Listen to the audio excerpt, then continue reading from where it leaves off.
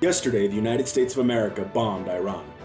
And while the official reason is apparently stopping nuclear weapons, we've heard that before, or helping Israel in its war, in order to understand how we got here and why Iran sees the US as an enemy, we have to go back, way back, past the ayatollahs, past the Israel bombings, past the hostage crisis, to a time when Iran had a democracy and oil.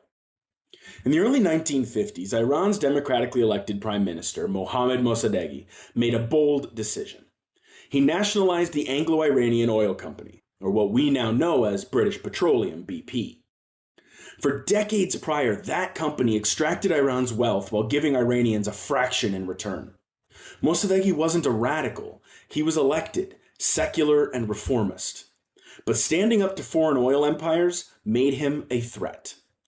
Britain wanted to move quickly to protect their interests, but they needed help. The Truman administration hesitated, wary of intervening in another country's democracy at first, until Eisenhower came into office and the Cold War paranoia kicked in. What if Iran went communist? So the CIA launched Operation Ajax, a full-blown coup, bribes, propaganda, fake protests, military pressure. And in the fall of 1953, Mossadegh was overthrown. Democracy was over by design. In Mossadegh's place, the US installed the Shah, a monarch who ruled like an authoritarian dictator, because he was one, and sold oil like a friend. Oil concessions flowed again, and this time to a consortium including US companies. He tortured political dissidents, enriched elites, and cracked down on religious leaders. For 25 years, the US backed his regime with weapons and money. And every time Iranians protested, the US stood with the man in the crown.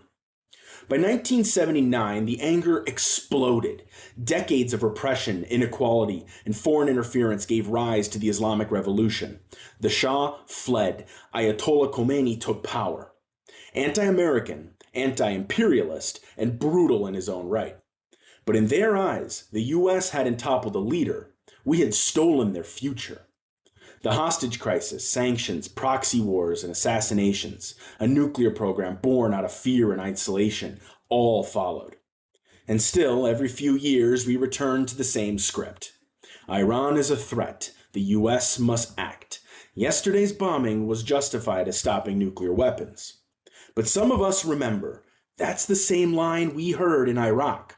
Weapons of mass destruction, war, and yes, oil. Iran didn't always hate the US, but when you overthrow someone's democracy, install a dictator, and profit off their silence, that hate doesn't come out of nowhere. So next time someone asks why Iran hates the US, don't start in 2025 or with Israel. Start in 1953, because the past isn't just haunting the present. It's still writing the script.